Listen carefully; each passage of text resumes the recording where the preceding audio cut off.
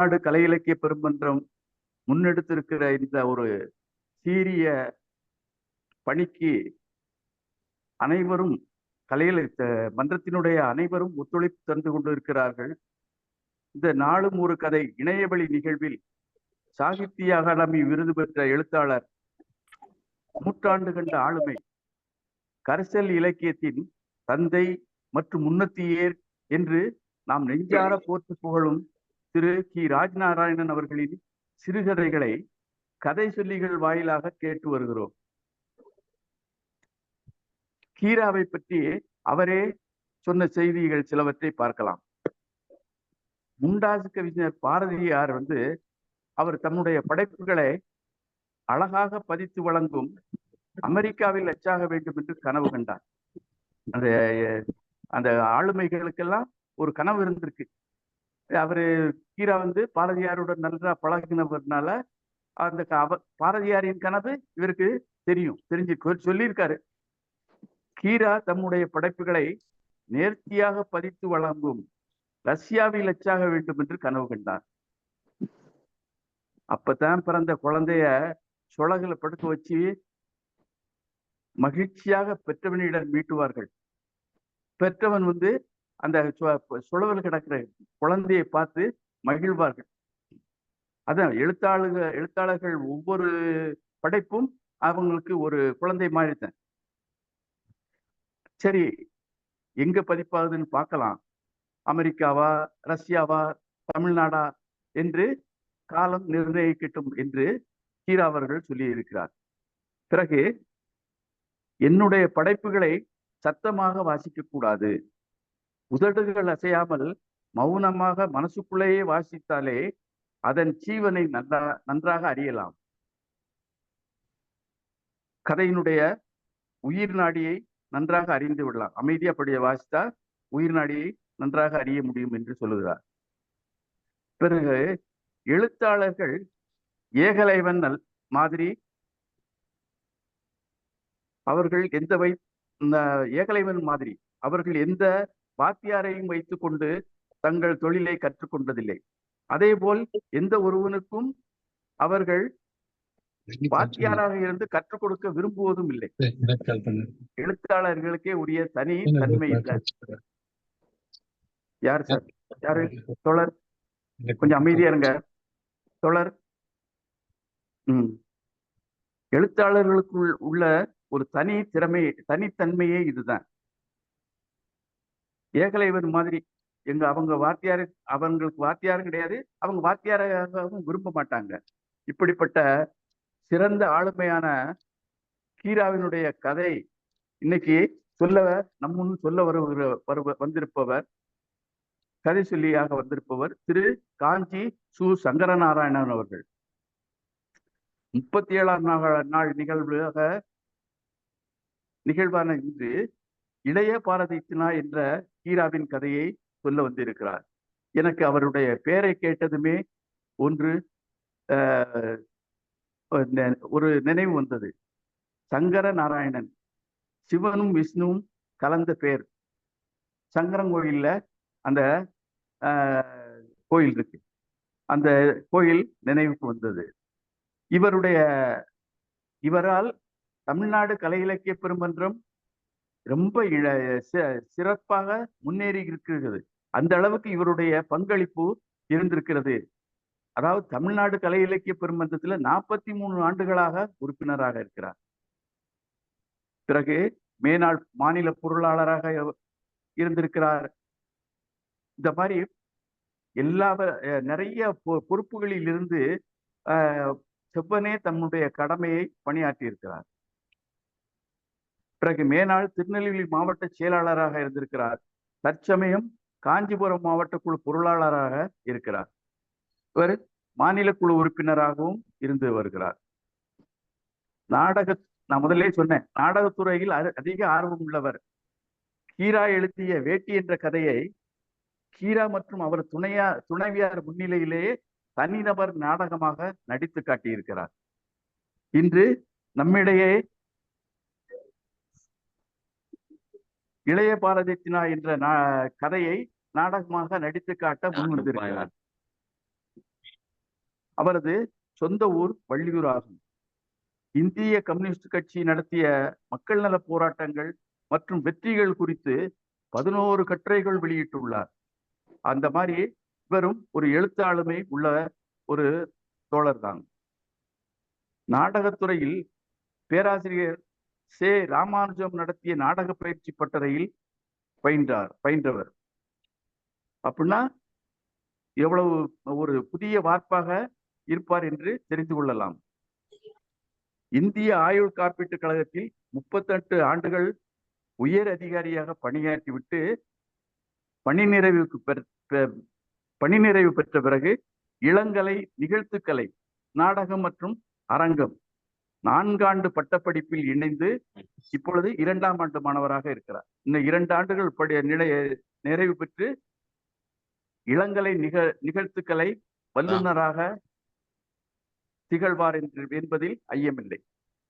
இப்படிப்பட்ட சிறப்புகள் பல பெற்றிருக்கக்கூடிய திரு காஞ்சி சு சங்கரநாராயணன் அவர்கள் இன்று நம்மிடையே இளைய பாரதித்தனா என்ற கதையை சொல்ல முன்வந்து இருக்கிறார்.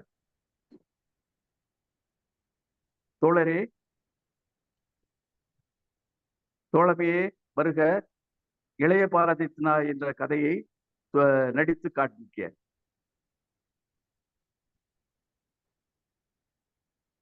அன்பார்ந்த தோழர்கள் அனைவருக்கும் வணக்கம். இன்று உலக வரலாற்றில் ஒரு முக்கியமான ஒரு நாளிலே நாம் எல்லாம் கீராவின் நிகழ்வில் கூடியிருக்கிறோம்.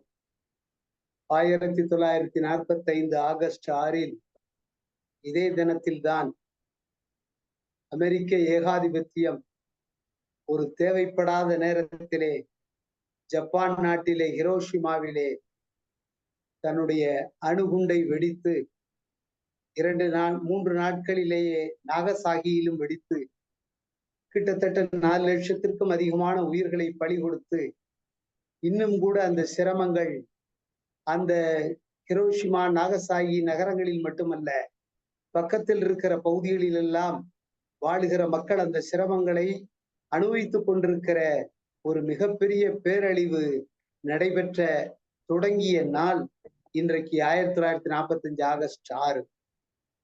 இன்றைக்கு கூட ஹிரோஷிமாவிலே நடைபெற்ற அந்த யுத்த எதிர்ப்பு, அணு ஆயுத எதிர்ப்பு நாள் கூட்டத்திலே அந்த ஹிரோஷிமா நகரத்தினுடைய மேயர் பேசுகிற பொழுது, உலகத்தில் வசிக்கக்கூடிய எல்லா யுத்த எதிர்ப்பாளர்களுக்கும், அணு ஆயுத எதிர்ப்பாளர்களுக்கும் நாம் அனைவரும் ஒன்று சேர்வோம் என்று அழைப்பு கொடுத்திருக்கிறார். நாம் அனைவரும் ஒன்று சேர்வோம் என்று சொன்னால் அணு ஆயுத யுத்தங்கள் இந்த தேசத்தில், இந்த உலகத்தில் தவிர்க்கப்படும், அதற்கான பாதையில் நாம் முன்னேறலாம் என்று ஒரு அழைப்பு கொடுத்திருக்கிறார். அந்த அழைப்பினை நாம் அனைவரும் ஏற்றுக்கொண்டு அணு இல்லாத, அணு யுத்தம் இல்லாத உலகை படைப்போம் என்கின்ற ஒரு சூளுரையை இந்த தினத்திலே நாம் எடுத்துக்கொள்ளுகிறோம். நண்பர்களே, தோழர்களே, கிட்டத்தட்ட ஒரு 41 ஆண்டுகளுக்கு முன்னர் நான் இப்பொழுது போய் நிற்கிறேன். நண்பர்களே, 1983 தமிழ்நாடு கலை இலக்கிய பெருமன்ற குமரி மாவட்டத்தினுடைய பேராசிரியர் நாவா நினைவு முகாம் சிவலோகம் எஸ்டேட்டில் வைத்து நடைபெற்றது. குமரி மாவட்டத்தினுடைய சித்தாறு அணைக்கட்டு 2 கரையில் அமைந்திருக்கிற ஒரு விருந்தினர் மாளிகையில் அந்த நிகழ்வு நடைபெற்றது.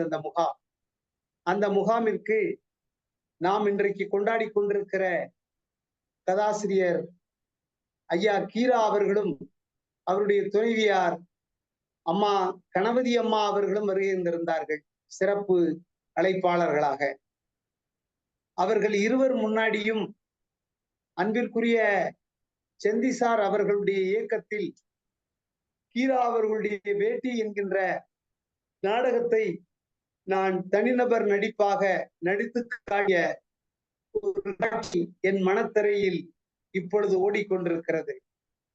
கிட்டத்தட்ட 41 ஆண்டுகளுக்கு பிறகு அதே கதாசிரியர் கீரா அவர்களுடைய சிறுகதையை, இளைய பாரதத்தினாய் என்கின்ற சிறுகதையை இப்பொழுது உங்கள் மத்தியிலே நான் சொல்வதற்காக வந்திருக்கிறேன்.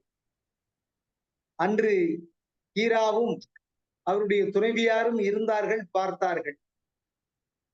பாரதிதாசன் சொல்லுவதைப் போல தமிழுக்கு தொண்டு செய்வோன் சாவதில்லை என்பதற்கு இணங்க கதாசிரியர் கீரா அவர்கள், ஐயா கீரா அவர்கள் இப்பொழுதும் மறைந்து விடவில்லை.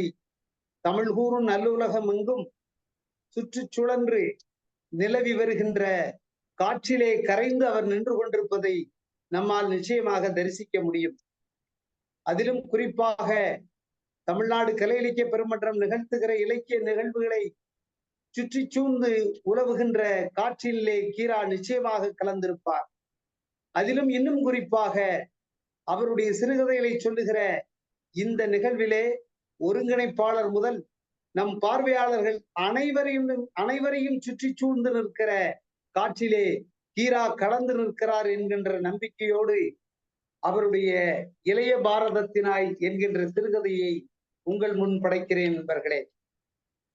இளைய பாரதத்தினாய் என்கின்ற வார்த்தை ஒரு தமிழ் வார்த்தை அல்ல என்பது நாம் எல்லாம் அறிந்தது.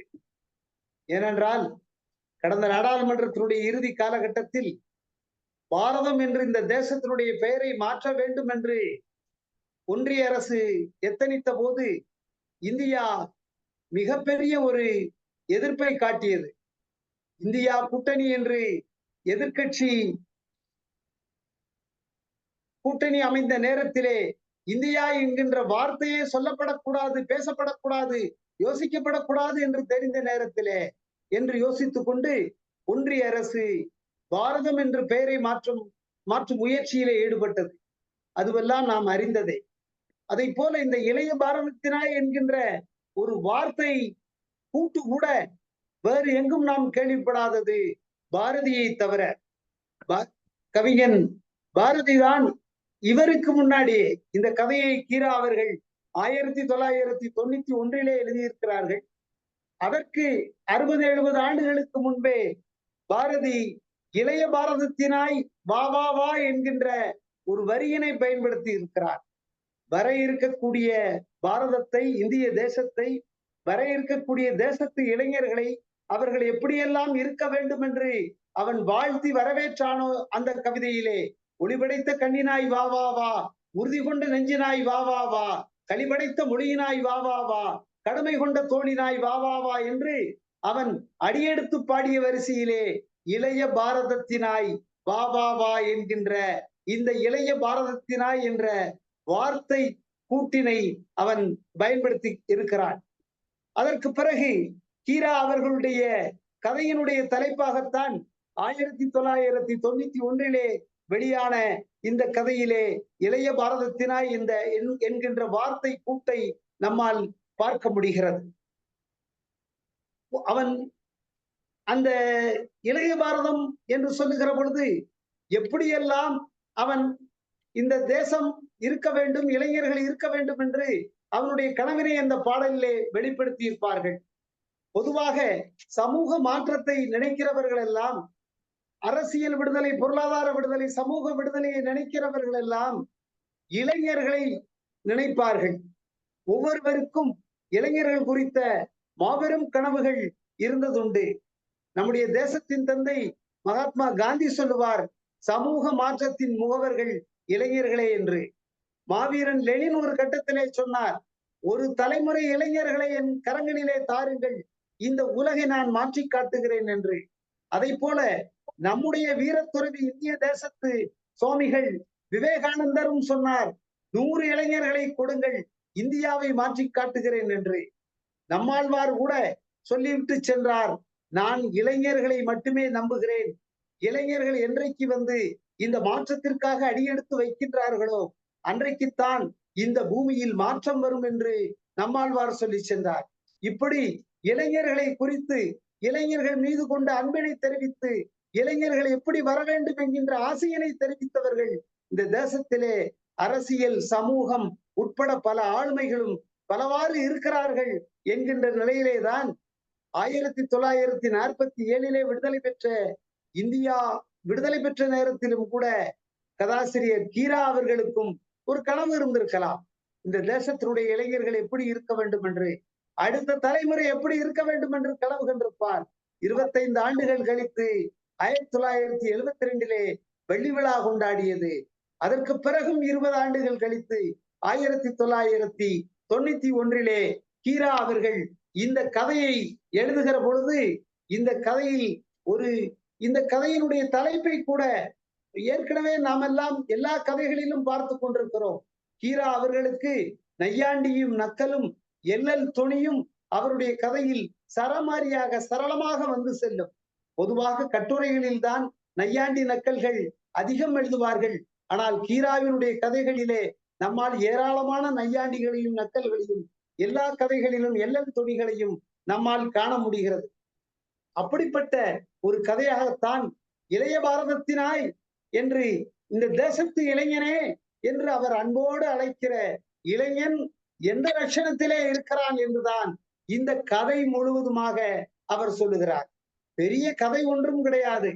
ஒரு இளைஞன் ஒரு முக்கியமான காரியத்திற்காக தேடப்படுகிற பொழுது அந்த இளைஞனுடைய ஒரு வினை என்பது, அவன் ஆற்றக்கூடிய பதில் காரியம் என்பது எப்படி இருக்கிறது என்பது மட்டும்தான் கதை.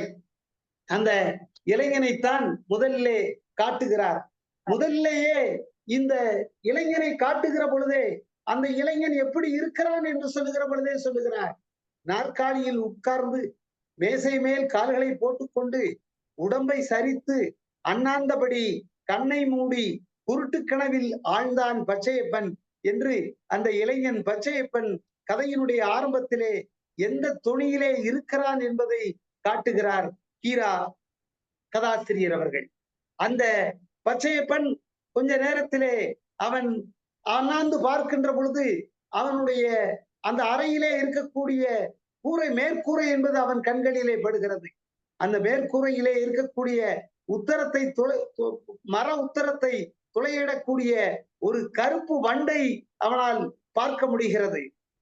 அந்த கருப்பு வண்டை கூட கீரா அவர்கள் எப்படி சொல்லுகிறார் என்று சொன்னால், சந்தன பொட்டு வைத்த ஒரு கருவண்டு என்று, ஒரு பெரிய கருவண்டு என்று சொல்லுகிறார். அந்த சந்தன பொட்டு வைத்த கருவண்டு அந்த அறையை சுற்றி சுற்றி ரீங்காரமிட்டு வருகிறது. எந்த இடத்திலே அந்த கருவண்டு துளை போட வேண்டும், உத்தரத்தில் துளை போட வேண்டும் என்று சுற்றி சுற்றி அந்த இடத்தை தேர்ந்தெடுப்பதற்காக அது சுற்றி கொண்டிருப்பதை இவன் பார்க்கிறான். அந்த கருவண்டு அதனுடைய ரீங்காரம் என்பது எப்படி இருக்கிறது என்று சொன்னால், பெரிய அம்மானை தூரத்திலே பெரிய அம்மானை பாட்டு பாடுவது எப்படி இந்த தூரத்திற்கு பிறகு இங்கே ஒரு ரீங்காரமிட்டு கேட்கிறதோ அப்படி ஒரு ரீங்காரத்திலே அந்த கருவண்டு சுற்றி சுற்றி வருகிறது என்று இந்த இளைஞன் பார்ப்பதாக கீரா எழுதுகிறார். அவன் இந்த நேரத்திலேதான் அந்த கருவண்டை, இந்த கருவண்டு அவனுக்கு வருவது என்பதோ அவனுடைய கவனத்தை கவர்வது என்பதோ ஏதோ ஒரு புதிதான காரியம் அல்ல, பல முறை நடக்கின்ற காரியம்தான். அந்த பல முறைகளிலும் அவன் இந்த கருவண்டை அடிப்பதற்கு, வீழ்த்துவதற்கு நினைத்திருக்கிறான். ஆனால் ஒருபோதும் முடிவதில்லை. அவன் எழுதுகிற அட்டையை வைத்துக் கொண்டு அடிக்க முயற்சிப்பான். ஆனால் நிச்சயமாக அந்த கருவண்டு லாபகமாக தப்பிச் சென்று விடும். இவனுக்கு தோல்விதான் மிச்சம். ஆனால் ஒவ்வொரு முறையும் நினைப்பான், தன்னுடைய நண்பன் விளையாடுகிற பூப்பந்து மட்டையை வாங்கி வந்தால் மிக எளிதாக இந்த கருவண்டை அடித்து விடலாம் என்று. ஆனால் அவனுக்கு வீட்டை விட்டு வெளியே போன ஒரு பாடு, நண்பனிடம் அந்த மட்டையை, பூப்பந்து மட்டையை வாங்கி வர வேண்டும் என்கின்ற எண்ணம் மறந்து போய்விடும். இந்த கருவண்டை பார்த்த உடனே தான் அவனுக்கு நினைவு வரும், ஒரு பூப்பந்து மட்டை வாங்குவதற்கு நாம் மறந்து விட்டோமே என்று. அந்த மாதிரி அவன் அந்த கருவண்டை அடிப்பதற்கான எல்லா முயற்சிகளிலும் தோல்வியடைந்த பிறகு அவன் தூங்க போவான். அவ்வாறு அவன் தூங்க போகிற நேரத்திலே அங்க கொட்டாப்புளியினுடைய ஓசை என்பது கேட்கும். அந்த கொட்டாப்புளியினுடைய ஓசை அவனுக்கு எண்ணங்களை கொண்டு வரும். அந்த கொட்டாப்புளியினுடைய ஓசை கேட்பது என்பது அந்த வீட்டிலே அவன் இருக்கிற அந்த தங்கி இருக்கிற வீட்டிலே தச்சு வேலை நடப்பது என்பது, அவன் தங்கி இருப்பது அவனுடைய பாட்டியின் வீடு. அந்த பாட்டியினுடைய வீட்டிலே தான் அவன் தங்கி இருக்கிறான். அந்த அந்த வீட்டிலே அடுப்பங்கரையிலே மேற்கூரை என்பது ஒழுகிக் கொண்டிருக்கிறது. அந்த மேற்கூரை ஒழுகுவதை சரி செய்வதற்காக தச்சரை கூட்டு கொண்டு வந்திருக்கிறார் அவனுடைய பாட்டி. அந்த தச்சர் வேலை பார்க்கிறார். தச்சருடைய வேலையை பாட்டி மேற்பார்வை பார்த்து கொண்டிருக்கிறார். இந்த இளைஞன் பச்சையப்பன் சேரிலே மேஜை மீது காலை தூக்கி போட்டுக்கொண்டு படுத்துக் கொண்டிருக்கிறான். இளைய பாரதம் எப்படி அந்த வீட்டிலே இந்த சாதாரண காரியத்திலே அந்த தள்ளாத வயது கூட இல்லை இந்த பாட்டிக்கு. ஆனாலும் இவனை விட வயதில் மூத்தவர். அந்த பாட்டிக்கு இன்னும் 10-15 வருடங்கள் கூட அவள் நன்றாக வாழ்வாள். அந்த பாட்டியானவள் அவளை பொறுத்தவரையிலே இந்த வயதுக்கு அவள் நினைத்தால் சாப்பிட்டுட்டு நிம்மதியா இருக்கலாம். ஆனா அந்த பாட்டி நிம்மதியாக இருக்க விரும்பவில்லை. ஏதேனும் ஒரு வேலையை செய்து கொண்டே இருப்பது என்பது அந்த பாட்டியினுடைய வாடிக்கையாக இருக்கிறது. தற்காலம் வரப்போகுது, மழைக்காலம் வரப்போகுது என்பதை கதாசிரியர் குறிப்பிடுகிறார். அடுப்படியை சரிப்படுத்தி இந்த தச்சரை வைத்து, தச்சாசாரியை வைத்து வேலை வாங்கி கொண்டு இருக்க வேண்டிய ஒரு கடமை அந்த பாட்டிக்கு இருந்து கொண்டிருக்கிறது. அந்த பாட்டி அந்த தச்சாசாரியை பற்றி அவன் ஒரு நாட்டுமாரி பயல் அப்படின்னு சொன்னதெல்லாம் கூட இவனுடைய ஞாபகத்துக்கு வருது. ஆனா இவனை பொறுத்தவரை, இந்த பச்சையப்பனை பொறுத்தவரையில அந்த தச்சு தொழில் செய்கிறவரை பார்த்தால் நாட்டுமாரி பயல் என்று சொல்ல முடியாது. ஆனால் அந்த பாட்டி ஏதோ இவனிடம் தச்சாசாரி இல்லாத நேரத்துல நாட்டுமாரி பயல் என்று சொல்லுவாளே ஒழிய, இவன் தச்சாசாரியின் முன்பு அவன் அவ்வாறு சொல்லிவிட மாட்டாள் என்று அவன் நினைக்கிறான். இந்த மாதிரி அந்த கதை அந்த அந்த அந்த அந்த தச்சு தொழில் நடந்து கொண்டிருக்கிறது. கொட்டப்புலியினுடைய ஓசை கேட்டுக்கொண்டிருக்கிறது. கொட்டப்புலின்னு சொல்லியாச்சுன்னா வேற ஒண்ணுமே இல்ல, அது மரத்தாலான ஒரு சுத்தியல். உளியை மரக்கட்டையில் வைத்து இரும்பாலான சுத்தியலை கொண்டு அடித்தால் அது தாறுமாறாக அந்த மரக்கட்டையை நாசம் செய்து விடும், கீறல் விழுந்து விடும், கூடுதலாக மரக்கட்டையை சேதப்படுத்தி விடும். ஆனால் அதே உளியை இந்த மாதிரியான கொட்டாப்புளி மரத்தாலான இந்த சுத்தியலை கொண்டு நாம் வைத்து வேலை செய்தால் நிச்சயமாக அந்த மரக்கட்டைக்கு மிகப்பெரிய பாதிப்பே ஏற்படாது. இன்னும் தெளிவாக இதனுடைய பயனை அறிய வேண்டும் என்று சொன்னால், பாத்திரத்தில் வேலை செய்கிற பொழுது இரும்பு சுத்தியலை வைத்து தட்டினால் அந்த பாத்திரத்தில் தடம் விழும். ஆனால் மர சுத்தியலை வைத்து அந்த பாத்திரத்தில் இருந்த நெரிசல்களை எடுக்கிற பொழுது எந்த தடமும் விழாது. மிக அருமையாக பாத்திரத்தினுடைய நெரிசலும் சரியாகும், தடமும் விழாது. அப்படிப்பட்ட கொட்டாப்புளி ஓசையை கேட்டுக்கொண்டிருந்தாலும் கூட கொஞ்ச நேரத்திலே அவன் கண் அசர தொடங்குறான், தூங்க தொடங்குறான். அப்போ ஒரு சத்தம் கேக்குது, பச்சை பச்சை அப்படின்னு ஒரு சத்தம் கேக்குது. அந்த சத்தம் என்பது இவனுடைய ஆயா பாட்டிமா இவனை கூப்பிடுற ஒரு சத்தம் தான் அந்த சத்தம். இவனை பொறுத்தவரையில நினைப்பான், இந்த தூக்கத்தை கெடுக்கிறதுக்கு எவ்வளவு காரியங்கள்லாம் நடக்குதியா. நிறைய நாட்கள்ல நம்ம படுத்து கிடந்தோம்னா அந்த நேரம் பார்த்து எப்ப தூக்கம் வருதோ அந்த நேரம் பார்த்து எங்கதான் வரும்னு தெரியாது, ஒரு ஈ வந்து மேல் உதட்டுல வந்து உட்காரும். அந்த ஈக்கு அந்த மேல் உதட்டு மேல என்ன ஈர்ப்புன்னு தெரியாது, அது மிக சரியாக அந்த நேரத்துலதான் வந்து உட்காரும். ஈய விரட்டுறதுக்குள்ள நம்முடைய தூக்கம் கலைஞ்சு போயிரும். அப்படி ஒரு ஈ வந்து தூக்கத்தை கலைக்கிற மாதிரி செயல்படுது. அது போல அந்த ஈ வந்து எப்படி நமக்கு அது மாதிரி இந்த பெரிய பெரிய யாகங்கள் நடக்கிற இடம், பெரிய பெரிய தவங்கள் நடைபெறுகிற இடம், இதுல எல்லாம் இந்த அரக்கர்கள் வந்து அந்த தவத்தை கலைக்கிறதுக்கு, அந்த யாகத்தை குலைப்பதற்கு அவர்கள் வந்து செயல்படுவார்கள், மூர்க்கத்தனமாக செயல்படுவார்கள். அதுவும் கூட எப்படி அந்த யாகத்தை கலைப்பதற்கு அந்த அரக்கர்கள் வருகிறார்களோ, எப்படி இந்த வண்டு ரீங்காரமிட்டு வருகிறதோ, எப்படி இந்த ஈ வந்து ஒரு மேலுதட்டில் வந்து உட்கார்ந்து தூக்கத்தை கெடுக்கிறதோ, அதை போல அந்த அரக்கர்கள் போல, அந்த வண்டு போல, அந்த ஈ போல இந்த ஆயாவினுடைய குரல் பச்சை பச்சை அப்படிங்கிறது கேக்குது.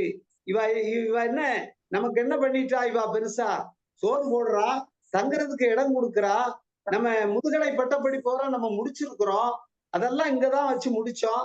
அதுக்காக நான் என்ன இவ வச்ச ஆளா? இவ இஷ்டம் போல என் தூக்கத்தெல்லாம் கலைக்கிறது அப்படிங்கிற எண்ணம் இந்த இளைய பாரதத்தினாய்க்கு வருகிறது என்று மிக அருமையாக கதாசிரியர் காட்டியிருப்பார். தோ வந்துட்டேன் ஆயா அப்படின்னு அந்த ஆயாவுக்கு ஒரு சவுண்டு கொடுத்துட்டு இவன் எந்திரிச்சு போவான்.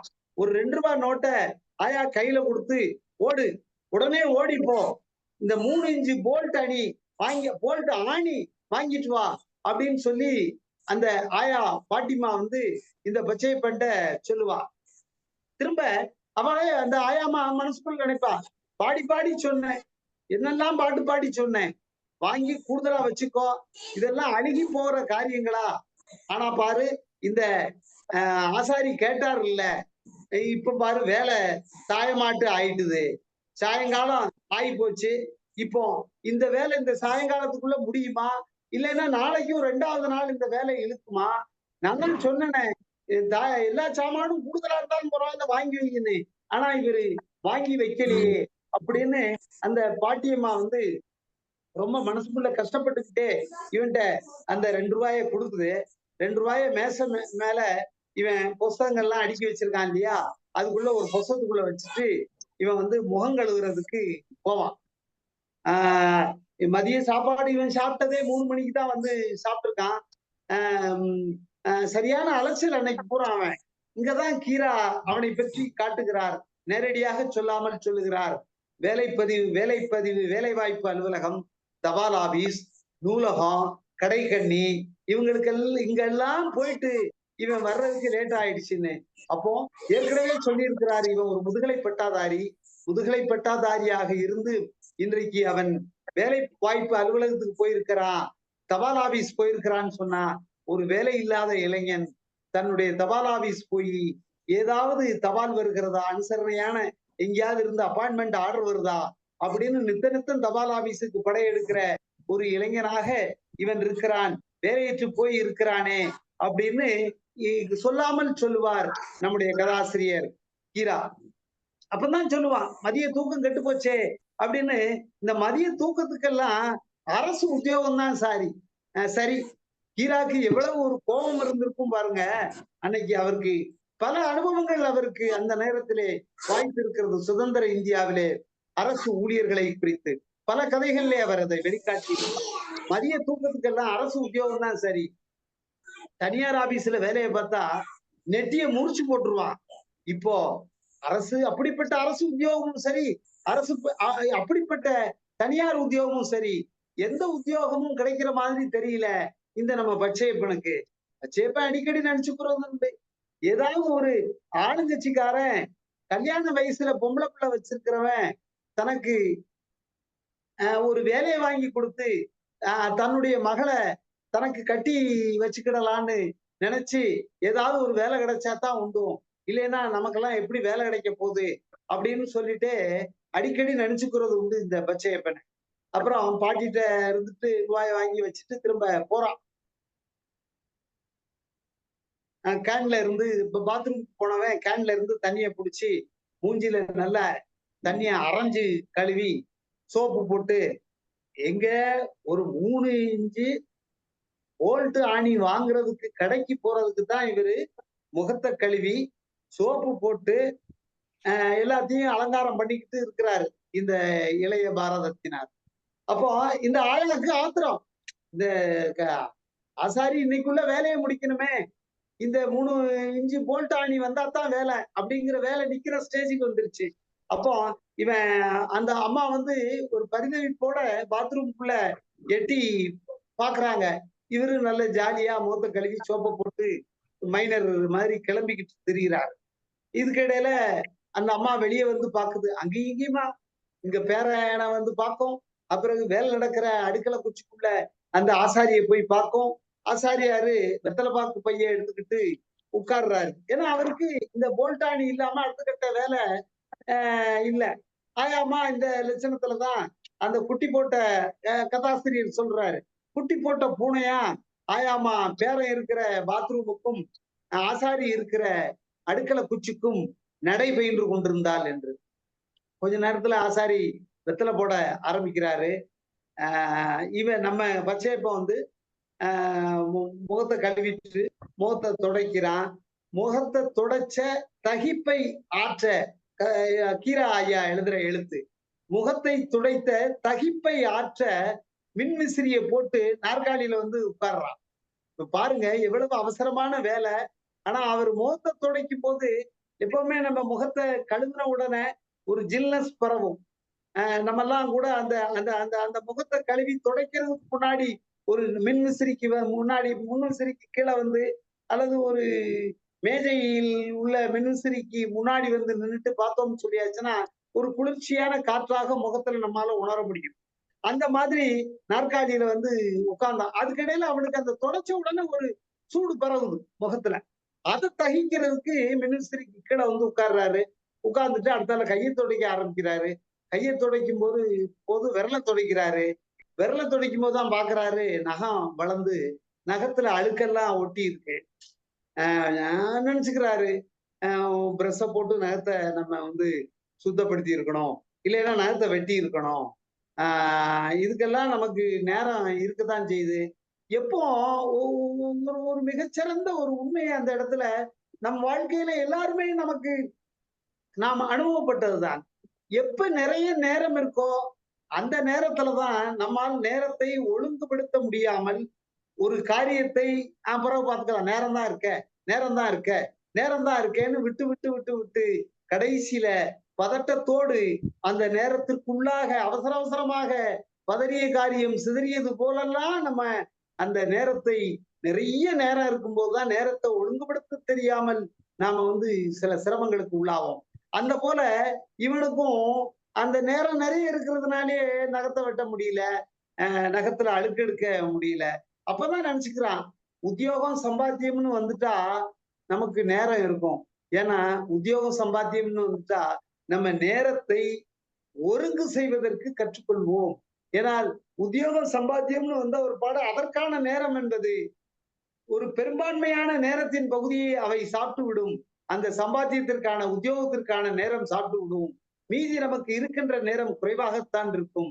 எனவே அந்த நேரத்தை ஒருங்குபடுத்த கற்றுக்கொள்வோம் என்கின்ற ஒரு தன்மையும் அவன் மூலமாக கதாசிரியர் கீரா அவர்கள் வெளிப்படுத்துகிறார்.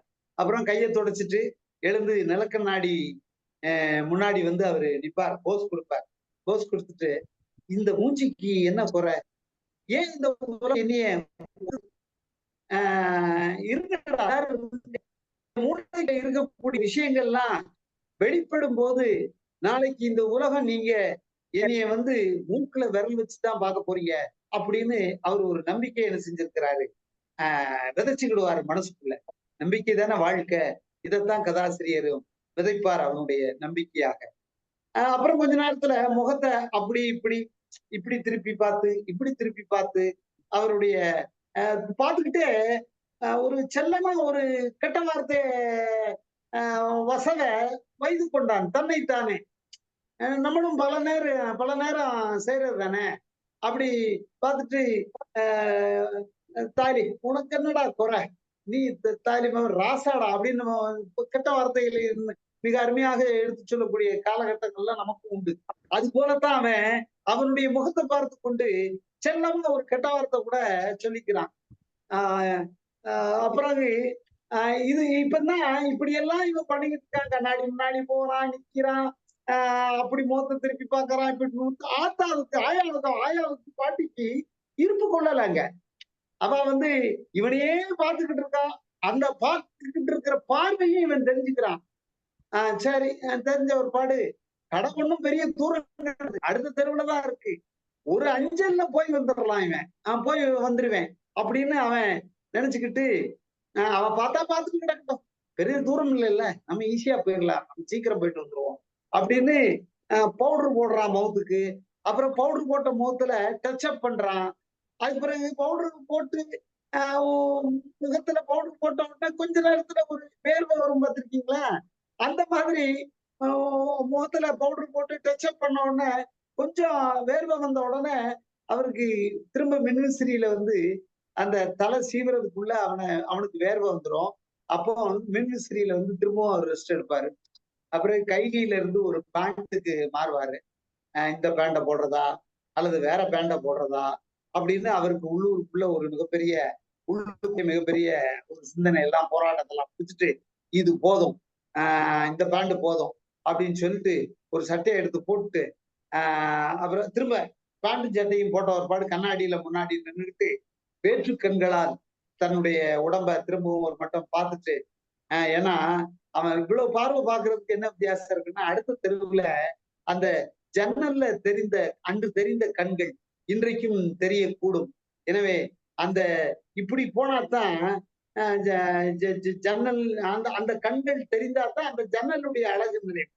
இப்படி போனாதான் அந்த கண்களுக்கு தன்னுடைய அழகு நிறைவுறும் அப்படின்னு சொல்லிட்டு ஜன்னல் என்னும் சதுரவானம் தன்னெனும் வட்டமதி நெஞ்சில் மூட்டு கணல் என்று அவருடைய மனதுல புது கவிதை எல்லாம் எழுது அந்த நேரத்துல. அதனாலதான் இந்த கவிதை இவ்வளவு அலங்காரம்லாம் பண்ணுகிறாரு.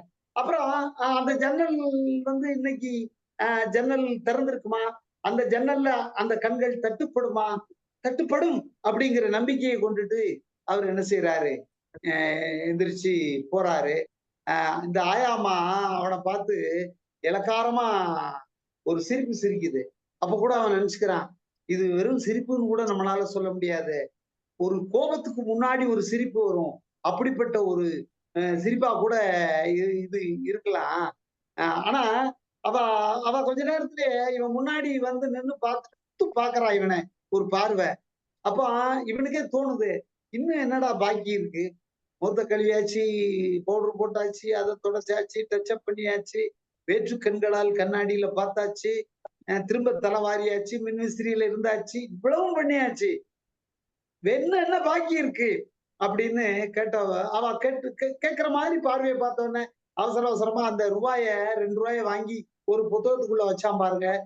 அந்த புத்தகத்தை தேடி எடுத்து அப்புறம் அந்த புத்தகத்தினுடைய பக்கங்களை தேடி எடுத்து அந்த 2 ரூபாய எடுத்துட்டு ஒரு நிமிட்டுல அந்த அந்த அந்த ஒரு நிமிட்டு, ஆமா ஒரு நிமிட்டுல நான் போய் வாங்கிட்டு வந்துடுவேன், அடுத்த தெரு தானே அப்படின்னு நினைச்சிட்டு அவர் சைக்கிளை தேடுறாரு. சைக்கிளை காணும். அப்ப சைக்கிளை இவர் தம்பி ஏற்கனவே எடுத்துட்டு போயிட்டாரு, பச்சையப்பனோட தம்பி. அவனை ஒரு 2 திட்டு திட்டிட்டு அப்புறம் கொஞ்ச தூரத்துல அப்படி நடந்தே போறாரு. கொஞ்ச தூரம் போன உடனே கால்கள் வந்து ஆணி அடித்தது போல நிற்குது. ஆணி அடித்தது போல நிற்க அவனை வைத்த சக்தி என்ன என்று சொன்னால் ஒரு பாட்டு. அந்த அந்த போற பாதையில அந்த முக்கு கடையில ஒரு தையல்காரர் கடை வச்சிருக்கிறாரு. அவரு தையல் கடையில அவரு சமீபத்திய திரைப்பட பாடல்கள் எல்லாம் அத அந்த அந்த அத ரெக்கார்ட் பண்ணதை கொண்டு வந்து அவருடைய அந்த ரெக்கார்ட் பிளேயர்ல போட்டு கேசட்டை போட்டு பிளேயரை போட்டு அவர் மிக சத்தமாக வச்சு அப்படி ஒரு தர்மம் பண்ணுகிறார் இந்த உலகுக்கு அப்படின்னு கீரா வந்து கிண்டலா இருக்கிறார். அந்த பாட்டை அவர் வச்சு பாட கேட்கறது வந்து அப்படி புது புது பாடல்களை இந்த தர்மம் பண்ணுகிறார், ஒளிதானம் செய்கிறார் என்று கீரா கிண்டல் அடிச்சிருப்பார். இந்த இடத்துல நமக்கு படிக்கும் போது அடிகளார் அவர்கள் நமது மேடைகளிலே பல மேடைகளிலே குன்றக்குடி அடிகளார் அவர்கள் சொன்னதுதான் எனக்கு நினைவுக்கு வந்தது. இப்பொழுதெல்லாம் இரக்கம் என்கின்ற வார்த்தையை இப்ப கேட்கிற பொழுது, கேள்விப்படுகிற பொழுது எனக்கே மனது மிகவும் வலிக்கிறது. ஏனென்று சொன்னால் தொழிலாளிகளுடைய வயிற்றில் அடித்து அவர்களை சுரண்டி அவர்களுக்கு கொடுக்க வேண்டிய நியாயமான கூலிப்பணத்தில் இருந்து கொடுக்காமல் குறைவாக கொடுத்து அதிலிருந்து சேர்க்கிற கொள்ளை பணத்தில் இருந்து கொஞ்சோண்டு எடுத்து அவர்களுக்கு ஏதேனும் ஒரு இலவசத்தை தருகிற பொழுது ஆஹா இரக்கமுள்ள முதலாளி என்று அவரையும் வாழ்த்து பாடுவதற்கு கூட்டம் இருக்கிறதே, அந்த இரக்கத்தை நினைத்தாலே எனக்கு கோபம் வருகிறது என்று அடிகளார் நம்முடைய மேடையில் பல மேடைகளிலே சொன்னது எனக்கு ஞாபகத்திற்கு வருகிறது இந்த நேரத்திலே. அப்படி அவரு அந்த பாட்டு தானம் செய்தாரு. அப்புறம் இது என்ன, இதுக்கு மேல அவனுக்கு பிடிச்ச பாட்டு வேற அது.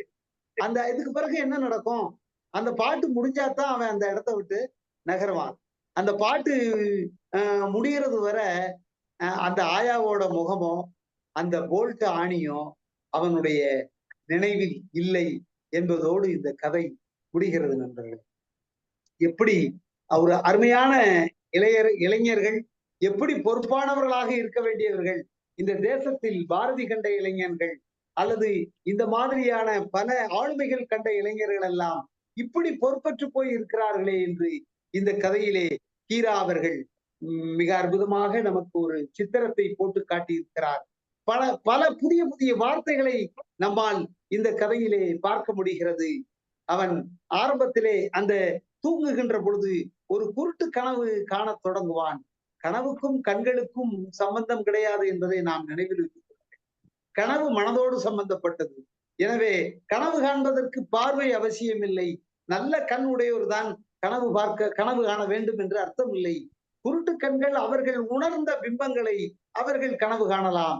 அந்த அர்த்தத்தை சொல்லுகின்ற வகையிலே, அதை பரப்புகின்ற வகையிலே தான் குருட்டு கனவு கண்டவன் சந்தன பொட்டு வைத்த கனமான கருவண்டு, பெரிய எழுத்து அம்மானை என்கின்ற ஒரு கதைப்பாடல் இலக்கிய வடிவம், கோழி தூக்கம் என்று சொல்லுவார். கோழி தூக்கம் போடுவான் அப்படின்னு அந்த பச்சையப்பனை. கோழி தூக்கம்னா ஒரு சிறிய அளவுல ஆழ்ந்த தூக்கம் இல்லாத ஒரு தூக்கம். கொட்டாப்புளி ஏற்கனவே நம்ம பார்த்துட்டோம். மரத்தால் செய்த ஒரு கருவி. தக்காலம் என்று சொன்னால் மழைக்காலம். நாட்டு மாறி பயல் என்று ஒரு வார்த்தையை பயன்படுத்துவார். இந்த ஆயாமா தச்சாசாரிய இந்த பச்சையப்பட்ட திட்டுற மாதிரி நாட்டு மாறி பயல். நாட்டு மாறி பயல் என்று சொன்னால் நாட்டு உணர்வு அற்றவன் என்கின்ற பொருளிலே நாம் அதை பார்க்கிறோம். அது மாதிரி ராட்சசர்கள் வந்து தவத்தை கலைப்பார்கள், யாகத்தை கலைப்பார்கள். இவனுடைய தூக்கத்தை அந்த ஆயாமா வார்த்தைகள் கலைத்ததை போல என்று சொன்னமே, அது போல அதிலே அவர் கீரா அவர்கள் ராக்கதர்கள் என்ற வார்த்தையை பயன்படுத்தி இருப்பார்.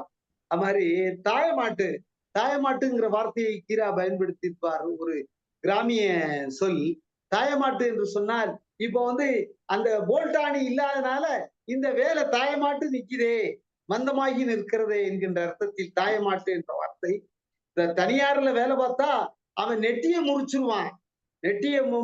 முறிச்சிருவாங்கன்னா நெட்டிய முறிக்கிறதுங்கிறது கை கால்களை சொடக்கு விடுதல், சோம்பல் முறித்தல். அப்போ கை கால்கள்ல சொடக்கு எடுத்துருவான், சுண்டு எடுத்துருவான் அவன் தனியார் முதலாளிகள் அப்படிங்கிற ஒரு வார்த்தை. ஒரு அஞ்சல்ல போயிட்டு வந்துருவேன். ஒரு அஞ்சல் என்று சொன்னால் ஒரு இடம், குறிப்பாக ஒரே இடத்துக்கு போயிட்டு உடனே திரும்பிடுறது ஒரு அஞ்சல். அஞ்சல் என்கின்ற வார்த்தைக்கு செல் என்கின்ற ஒரு பொருளும் இருக்கிறது. இதைத்தான் கீரா அதை ஒரு நாட்டு வழக்காகவும் இருக்கிறது. ஒரு அஞ்சல் போய் வந்துருவேன். ஒரு அஞ்சல் தூரம் என்றெல்லாம் சில இடங்களிலே நாம் கேள்விப்பட்டிருக்கிறோம். வேற்று கண்கள் கொண்டு பார்ப்பதையும், அது மாதிரி அந்த புதுக்கவிதையில தன்னெனும் வட்டமதி, தன் என்று சொன்னால் குளிர்ச்சியான நிலவு. அது மாதிரி இந்த நிமிட்டில்ங்கிற வார்த்தை எப்படி வந்தது என்று யோசித்து பார்த்தேன். என்னுடைய யோசனையில் தோன்றியது இருந்தது, நிமிஷம் என்கின்ற ஒரு வார்த்தையும் மினிட் என்கின்ற வார்த்தையும் இணைந்து நிமிட்டில் என்கின்ற இந்த சொல் வழக்காறு வேறு சில ஒருவேளை எனக்கு கிடைத்த புத்தகத்தில் நிமிட் என்கின்ற வார்த்தை அச்சுப்பிழையோ என்று வேறு சில பதிப்புகளிலும் போய் பார்த்தேன். நிமிட்டில் என்கின்ற வார்த்தை தான் இருக்கிறது. ஒரு நிமிட்டில் போய் வந்து விடுவேன் என்று அவன் சைக்கிளில் தேடுகிறான் அல்லவா, அந்த மாதிரி.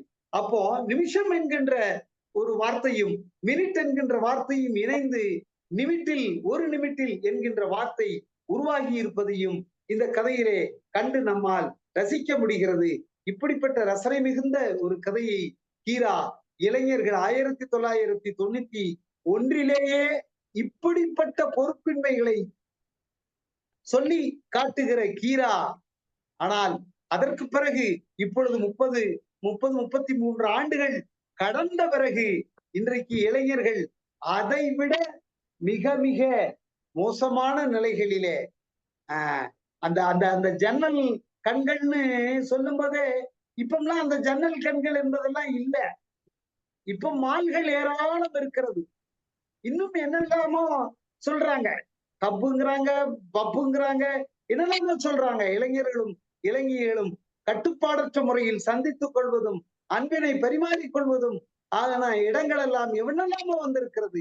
இதையெல்லாம் அன்றைக்கே அதை ஒரு பொறுப்பற்ற செயலாக பார்த்தார் என்று சொன்னால், இன்றைக்கு எந்த அளவுக்கு இளைஞர்களை கெடுக்கின்ற இளைஞர்களுடைய மூளைச்சலவை செய்கிற, இளைஞர்கள் இந்த தேசத்திற்காக இயங்க வேண்டும், இந்த உலகத்தில் நல்லதற்காக இயங்க வேண்டும், நல்லதற்காக செயல்பட வேண்டும், நல்லதை நினைக்க வேண்டும் என்று இளைஞர்கள் நினைக்க கூடாது என்று அவனுடைய மூளையை மழுங்கடிக்கிற ஒரு மிகப்பெரிய ஒரு சதி வேலையை செய்து கொண்டிருக்கிற சக்திகள் சூழ் உலகமாக இன்றைக்கு மாறி நிற்கிறதே என்கின்ற எண்ணங்கள் எல்லாம் இந்த இளைய பாரதத்தினாய் என்கின்ற கதையினை நாம் வாசிக்கிற பொழுது நமக்கு தென்படுகிறது, நமக்கு சிந்தனையில் உதிக்கிறது.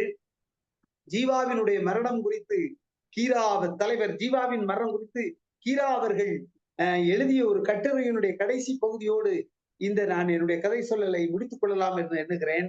கீரா அவர்கள் ஜீவாவினுடைய மரணம் குறித்து எழுதுகிற பொழுது கடைசி பாராவிலே தேன் கூட்டை கலைத்து தேன் அடைகளை எல்லாம் பாழாக்கி தேனையும் எடுத்துக்கொண்டு போய்விட்டான் காலன். ஜீவாவினுடைய மரணத்தை குறிப்பிடுகிறார். தோழர்களே, வாருங்கள் மீண்டும் கூட்டை கட்டுவோம். கீரா அவர்கள் விரும்பியபடி அந்த கூட்டினை கட்டுகிற பணியில்தான் தமிழ்நாடு கலை இலக்கிய பெருமன்றம் தொடர்ந்து செயல்பட்டு வருகிறது. இந்த கீராவினுடைய கதை சொல்லணும், இதற்கு முன்பு நடைபெற்ற கவிஞர் தமிழொலியினுடைய கதைகள் சொல்லணும், அதற்கு முன்பு நடைபெற்ற அழகிரிசாமியினுடைய கதை சொல்லணும், இன்னும் வர இருக்கிற பல்வேறு தொடர் நிகழ்வுகளும் மிகச் சரியான பாதையிலே தோழர்கள் வளர்ந்து கொண்டிருக்கிறோம். மீண்டும் அந்த ஜீவா காலத்து கூட்டினை கட்டுவோம் நண்பர்களே. வணக்கம். மிக்க நன்றி தோழமே. என்ன சொல்றது, நாடக வல்லுநர் தெரிந்தவுடனே இன்னைக்கு கதை கேட்பதற்கு நம்ம கொடுத்து வச்சிருக்கோம் அப்படின்னு முதல்ல தெரிஞ்சுக்கிட்டோம். இந்த தலைப்பை பற்றி ஒரு பெரிய ஆய்வாக சொன்னீர்கள். இளைய பாரதத்தினாய் அந்த சொல்லு தமிழ் சொல் இல்லை அப்படின்லாம் சொன்னீங்க. அது பாரதியார்ட்ட இருந்துதான் இவரு அந்த கதை தலைப்பை எடுத்திருக்கிறாரு. அடுத்து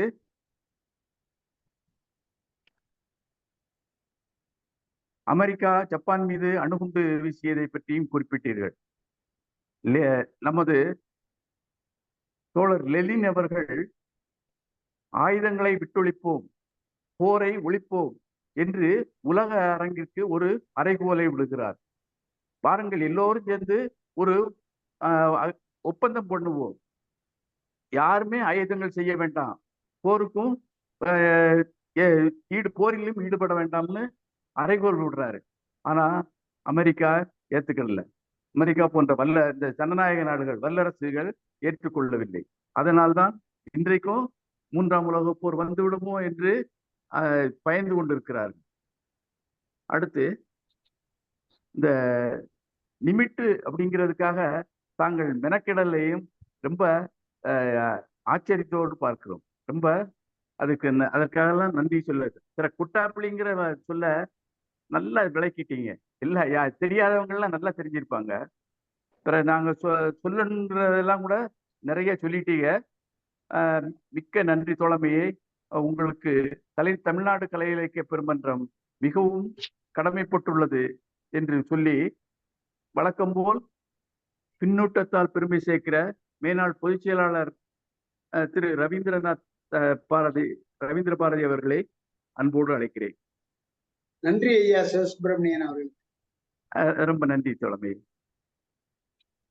ரொம்ப மகிழ்ச்சி. அன்பான தோழர்களே, எனக்கும் மகிழ்ச்சி, ரொம்ப மகிழ்ச்சி. மகிழ்ச்சியோ மகிழ்ச்சி. அன்பான தோழர்களே, உங்கள் அனைவருக்கும் என்னுடைய அன்பான வாழ்த்துகளும் வணக்கமும். நம்ம வள்ளியூரார் சும்மா பின்னி எடுத்துட்டாரு. கதை தலைப்பில் இருந்து கதையை அழகாக சொல்லி முடித்து சும்மா ஆற்றொடுக்கான நடையில சும்மா பொங்கி எழுந்துட்டார். அருமை அருமை. நல்ல ஒரு கதை சொன்ன பிறகு ஒரு அருமையான உரை வீச்சு, கதை வீச்சு, கதையாடல், நடிப்பு எல்லாம் கலந்து ஒரு நாடகம் பற்றிய பேருரையும் அருமையா இருந்துச்சு. ரொம்ப நல்ல கதை. இளைய பாரதத்தினாய் வா வா வா, எதிரிலா வளத்தினாய் வா வா வான்னு பாரதி சொல்றான். அந்த பாரதி சொன்ன வரி எடுத்துட்டு நம்ம கீரா அப்படி கிண்டலா இந்த இளைய பாரதம் எப்படிடா இருக்குதுன்னு பார்த்து சொல்றாரு. ஆனா அதுல இன்னொரு நுட்பத்தையும் பார்க்கணும் நீங்க. ஒரு இளைஞன், அவன் ஒரு இளைஞன், அவன் ஒரு வாலிபன், அவனுக்கே உண்டான வயதுக்கே உண்டான ஒரு ஆசை, வயதுக்கே உண்டான ஒரு இதெல்லாம் இருக்கு இல்லையா, அதையும் ரொம்ப அழகா பண்றாரு. நடந்து போகும்போது ஒரு வீட்டினுடைய ஜன்னல்ல இருந்து அழகான கண்கள் தெரியும். அந்த கண்களுக்குரிய முகத்தை இவன் கற்பனை பண்ணி பார்க்கறான். அதெல்லாம் வயசு கோளாறு. இதெல்லாம் ரொம்ப அழகா பதிவு பண்ணிட்டு, ஆனா ஒரு இளைஞன்னா இது மட்டும் போதாது, ஒரு லட்சியமும் வேண்டும். அவன் முகம் கழுவுறான், முகத்தை சோப் போட்டு கழுவுறான், துடைக்கிறான், பவுடர் அடிக்கிறான், கண்ணாடி முன்னாடி நின்று அழகு பார்க்கறான். அந்த கழுவுற அலுப்பு தீர மின் விசிறி கீழே நிக்கிறான். எல்லாம் என்னதான் பாடுபட்டு கண்ணீரும் செந்நீரும் சிந்தி இந்த நாட்டுக்கு விடுதலை வாங்கி கொடுத்தாலும் இளைஞன்றவன் அப்படிதான் வைப்பான். இது சமூகம் ஒரு முதலாளித்துவ சமூக அமைப்பு. சுதந்திரம் ஒண்ணும் சோசியலிஸ்ட் ஆட்கள் கிட்ட கொடுக்கல, சோசியலிஸ்ட் சக்திகள் கிட்ட இந்த சுதந்திரம் சேரல, முதலாளித்துவ சக்திகள் கிட்டதான் சுதந்திரம் சேர்ந்துச்சு. எனவே இந்த சமூக அமைப்புக்கு தகுந்த மாதிரிதான் இந்த சமூகம் பெற்றெடுத்த பிள்ளைதானே அவன்.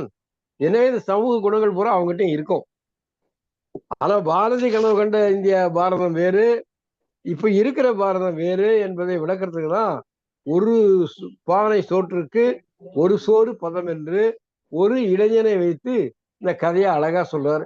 கூடவே இளைஞர்களுக்கு உண்டான இயல்புகள், அவருடைய ரசனைகள் ரொம்ப ரசிச்சு ரசிச்சு அதையும் கிளியரா எழுதுறாரு. கிண்டலா எழுதினாலும் ஒரு நகைச்சுவையோட எழுதினாலும் இங்க பாடுறா இளைய பாரதத்துல லட்சணத்தை பாடுறா அப்படின்னு சொல்ற மாதிரியும் சொல்லி, அந்த இளைஞர்களுக்கு உண்டான உணர்வுகளையும் சொல்லி நம்மையும் ரசிக்கும்படியாக கதை பண்ணி அதுக்கப்புறம் ஒரு உணர்வை ஏற்படுத்துகின்ற கதை. இப்படி இருக்கக்கூடாது. இளைஞர்களுக்கு பொறுப்பு வேண்டும், ஒரு சமூக உணர்வு வேண்டும், சமூக கருத்து வேண்டும், இந்த சமூகத்தை மாற்றி அமைக்கிற ஒரு அரசியல் அறிவு அவனுக்கு வர வேண்டும் என்பதெல்லாம் சொல்லாம இந்த கதை நமக்கு சொல்றது. இதைத்தான் நம்ம வள்ளியூர் தோழர் அவர்கள் மிக அழகாக எடுத்து சொல்லிவிட்டார். தீரா சொல்ல நினைச்சதும் சொல்ல நினைக்காததையும், பாரதியாருடைய கவிதைகளுடைய வரிகளினுடைய அழகையும், அதனுடைய அந்த பாரதம் என்கிற சொல்லினுடைய ஆராய்ச்சியையும் ரொம்ப அழகா எடுத்து சொல்லிக்கிறாரு. சங்கர நாராயணன் தோழர் அவர்களுக்கு என்னுடைய வாழ்த்துக்களும் அன்பும் வாழ்த்துக்களும். இதற்கு காரணமான இந்த கதை சொல்ல நிகழ்ச்சியை தினந்தோறும் ஏற்பாடு செய்து தமிழ்நாட்டில் ஒரு குறிப்பிட்ட பகுதி மக்களையும் அயலகத்திலே உள்ள தமிழர்களையும் கதை கேட்க வைக்க நம்முடைய கலைக்கு பெருமன்ற அமைப்பாளர்களுக்கு, பொதுச் செயலாளருக்கு, இன்னைக்கு பாருங்க, இன்னைக்கு கருமுருகன் ஐயா அவர்களுக்கு பதிலாக நம்ம சிவசுப்பிரமணிய ஐயா வந்திருக்கிறார். அவருடைய அந்த கொஞ்சு மொழி தமிழில அவர் நெறியாழ்கை செய்வது ரொம்ப நல்லா இருக்கு, ரொம்ப அருமை. ஐயா சிவசுப்பிரமணிய ஐயா அவர்களுக்கும் என்னுடைய அன்பான வாழ்த்துக்கள். நன்றி, வணக்கம். மிக்க நன்றி மேனாள் பொதுச் செயலாளர் அவர்களே. நன்றி மேனாள் பொதுச் செயலாளர் ஐயா அவர்களுக்கு. மகிழ்ச்சி மகிழ்ச்சி, ரொம்ப மகிழ்ச்சி. அருமையாக பின்னூட்டம் வழங்கியுள்ளீர்கள். அடுத்து முதல்ல கையை உயர்த்தினவர் திரு ராமலிங்கம். வாங்க, வந்து சொல்லுங்க, பின்னூட்டம் அளிக்க வாங்க திரு ராமலிங்கம்.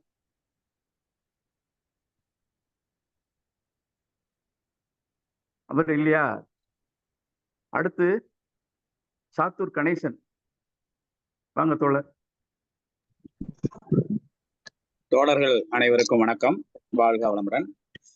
இன்று கதை சொன்ன ஐயா சங்கரநாராயணன் அவர்கள், வள்ளியூர் சங்கரநாராயணன் அவர்கள் இந்த இளைய பாரதத்தினாய் என்ற கதையை இவ்வளவு அருமையாக, இவ்வளவு ஆய்வு பண்ணி சொன்ன மாதிரி ரொம்ப அருமையா சொல்லிட்டாங்க.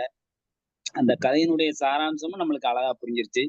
அதோட பின்னூட்டமும் யாருக்குமே பின்னூட்டம் சொல்ல வேண்டிய ஒரு அவசியமே இல்லை அப்படின்னு சொல்ற அளவுக்கு அவருடைய பின்னூட்டமும் அமைஞ்சிருச்சு. ரொம்ப சிறப்பு. அந்த அவர் சொன்ன ஒவ்வொரு வரிகளும், அந்த பின்னூட்டமும்.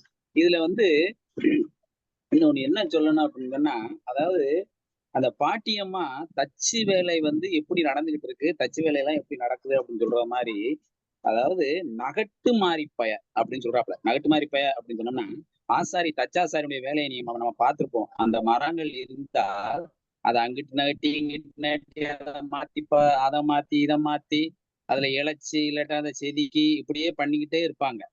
அதை வந்து நம்ம வேலை செய்யும் போதே பார்த்தோம்னா தெரியும். அப்படி பண்ணாதான் அதனுடைய ஒரு சிறப்பான முறைக்கு வரும். ஒரு கதவோ ஜன்னலோ அந்த மாதிரி வரும். அதுதான் நகட்டு மாதிரி பேருங்க. ஆனா இந்த வார்த்தை வந்து எப்படி சொல்றாங்கன்னா, அவங்களுடைய வேலை வந்து அதுதான்.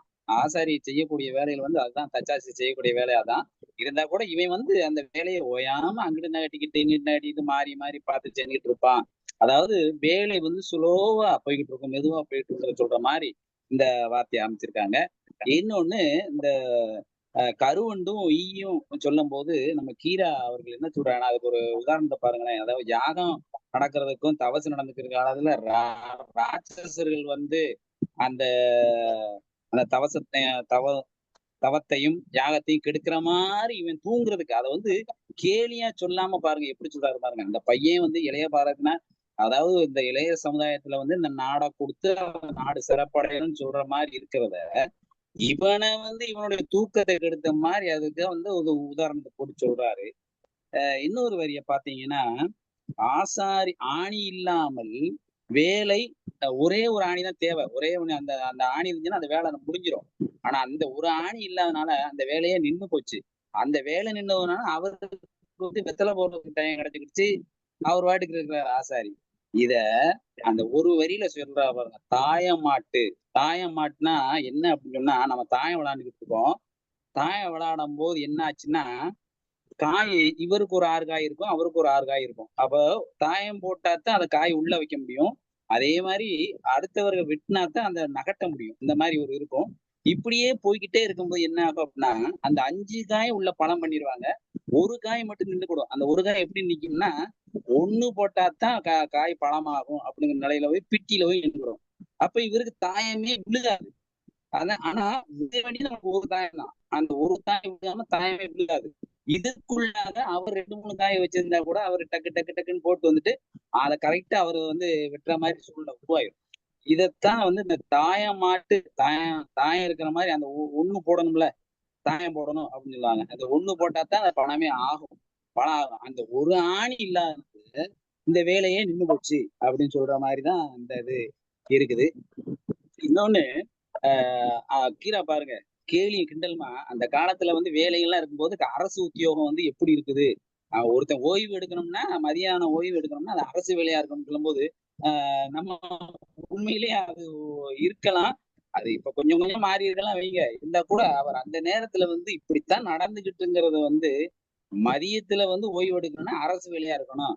அதுக்கு என்ன செய்ய நம்மளுக்கு என்ன கொடுப்பானா தனியார்ட்ட போனோம்னா நெம்பு எடுத்துருவான் அப்படின்னு சொல்ற மாதிரி பண்ணுவாங்க. இன்னொன்னு அந்த பையனை பாத்தீங்கன்னா, அந்த இளைய பாரதில அவனுடைய எண்ணங்களும் செயல்களும் பாத்தீங்கன்னா, அவன் கொஞ்சம் வயசு பையன் தான். ஆனா அவன் வேலை பார்க்கணும் செய்யணும்னு சொல்லி அவனுக்கு எண்ணமே இல்ல.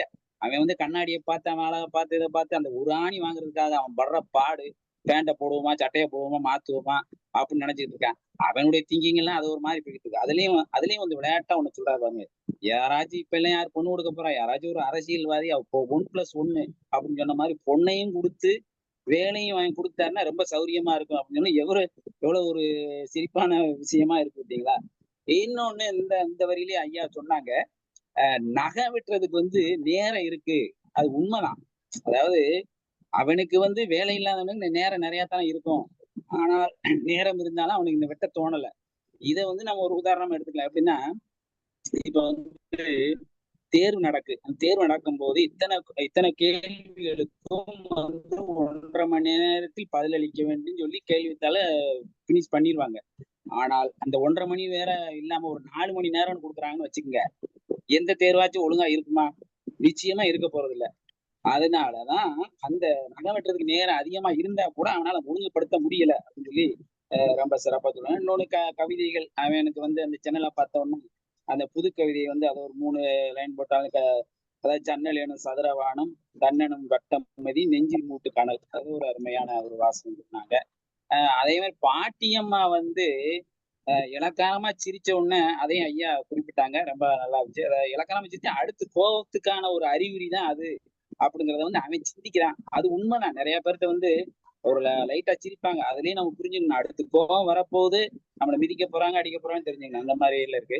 இன்னொன்னு, எத்தனையோ தானங்கள் இருந்தாலும் தையல்காரருடைய ஒளி தானம் அப்படின்னு சொல்லி இந்த வார்த்தையே வந்து நான் இப்பதான் கேள்வியே படுறேன். ஒளி தானம் இருக்கு, அன்னதானம் இருக்கு, நிதானம் கூட நம்ம சக்கரவர்த்தி திருமணி நிதானம், தியானத்திலேயே சிறந்தது நிதானம் சொல்லி கூட படிப்பாங்க. ஆனால் இதுல வந்து ஒளி தானம் அப்படின்னு சொல்லும் போது பாத்தீங்கன்னா, அவர் பாட்டு போடுறாரு, அதை வந்து தர்மத்துக்கு போட்ட மாதிரி அந்த கீரா வந்து ஒரு காசியமாக ஒரு காமெடியாக சொல்லாதான் ஒளி தானம் சொல்லி ஒரு வார்த்தையை சொல்லி வச்சிருக்காரு. ஒரு அருமையான கதை. ஐயா சங்கரநாராயணன் அவர் ஐயா இன்னைக்குதான் ஒரு கதையை நான் கேட்கிறேன். அவர் ஏற்கனவே சொல்லியிருக்காங்க, தமிழ் ஒளிய கதையை சொன்னாருன்னா நான் இன்னைக்கு இல்ல கேட்க முடியல. முதலாக அவருடைய கதையை கேட்ட ரொம்ப சிறப்பா சொன்னாங்க, நல்ல ஆய்வோட சொன்னாங்க. வாழ்த்துக்கள், நன்றிகள், பாராட்டுக்கள். தமிழ்நாடு கலை இலக்கிய பெருமன்றம் பொதுச் செயலாளர்களுக்கும் மேலாளர் பொதுச் செயலாளருக்கும் இன்றைய அதாவது டபுளாயிட்டு எம்ஜிஆர் மாதிரி அந்த எம்ஜிஆர் அடிச்சு முடிச்சுட்டாரு, அடுத்தது எம்ஜிஆர் சிவசுப்பிரமணியன் அடி நுருவிக்கிட்டு இருக்காரு மாதிரி பண்ணிக்கிட்டு இருக்காங்க. 2 எம்ஜிஆரும் தூள் கிளப்பிக்கிட்டு இருக்காங்க. அதனால சிறப்பா இருந்துச்சு. வாழ்களுடன் வாழ்த்துக்கள், நன்றி. மிக்க நன்றி நன்றி தோழமே. ஐயா, தங்களுடைய விளக்கங்களுக்கு மிக்க நன்றி. நன்றி ஐயா, நன்றி. அடுத்து பொன் எழுமலை தோழர் கையை வைத்திருக்காங்க, பின்னொட்டும் அளிக்க வாங்க.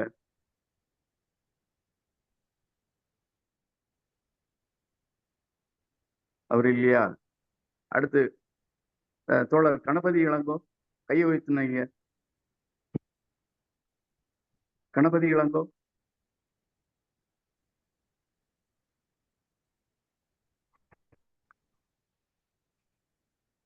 வேற யாராவது பின்னொட்டு வழங்க இருக்கீங்களா? இல்லைன்னா நிறைவாக ஐயா நான் சொல்றேங்க ஐயா. சொல்லுங்க சொல்லுங்க. இன்னும் 2 பேர் இருக்காங்க, 2 பேர் இருக்காங்க. சரி சரி.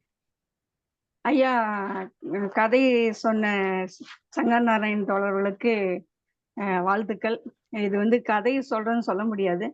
இது பாத்தீங்கன்னா ஒரு மிகச்சிறந்த ஒரு உரைன்னு சொல்லலாம். அருமையான ஒரு உரையாடல், ஒரு கருத்து, ஒரு சிறந்த ஒரு ஒரு கருத்தாக்கத்தை அவர் வந்து இங்க வெளிப்படுத்தியிருக்காரு.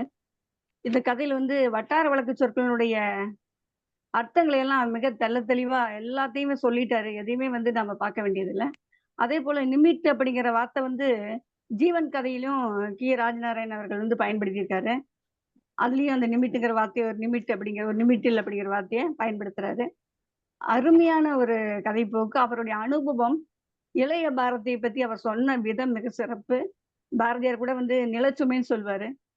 அது போலதான் வந்து இளைய பாரதம் இன்னைக்கு இருக்குது அப்படிங்கிறது வந்து மிக திறம்பட சொல்லியிருக்காரு தோழர். அதே போல இளைய பாரதி பத்தி சொல்லும் போது இளைஞர்களை பத்தி யார் என்னன்னு சொன்னாங்க அப்படிங்கிற எல்லா கருத்தையும் கொண்டு வந்துட்டாரு. அவருடைய அனுபவம் தான் இங்க பேசுது. உண்மையிலுமே அந்த அனுபவத்தினுடைய அந்த தாக்கம் வந்து அவருடைய உரையில மிக தெளிவா இருக்கு. இதெல்லாம் கேட்கறதுக்கு வந்து எங்களுக்கு ஒரு நல்ல வாய்ப்பை கொடுத்த இந்த மாமன்றத்துக்கு நான் நன்றி உரித்தாக்கிறேன். நன்றி, வணக்கம் ஐயா. மிக்க நன்றி தோழமே. நன்றி தோழர். வேற யாராவது பின்னொட்டு வழங்க? மரங்கள் அப்படிங்கிற இதுல இருந்து இருக்கவங்க கை உயர்த்திருக்காங்க. ராமலிங்கம் தோழர் கை உயர்த்திருக்காங்க. 2யும் ராமலிங்கம் தோழர் முதல்ல கையை வச்சுனாங்க, அவங்க முதல்ல கூப்பிட்டேன்.